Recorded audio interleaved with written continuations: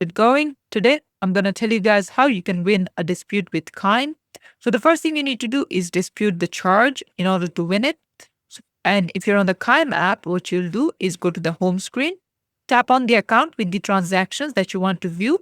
You'll see all the list of your recent transactions.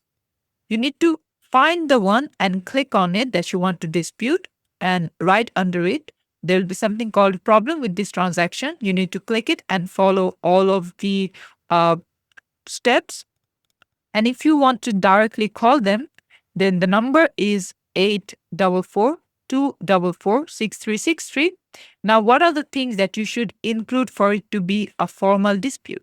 Any sorts of receipts or invoices, information about the delivery and shipping, confirmation email, tracking number, any conversation with you had.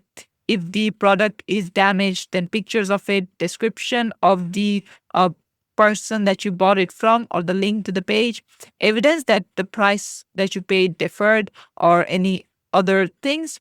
And then if your card was lost or stolen, then they'll deactivate it and things like that. And just call them at this number if you face any further problem. But this is it for the video. Thanks for watching. Please leave a like and subscribe for more tutorials like this, and I'll see you guys in the next one.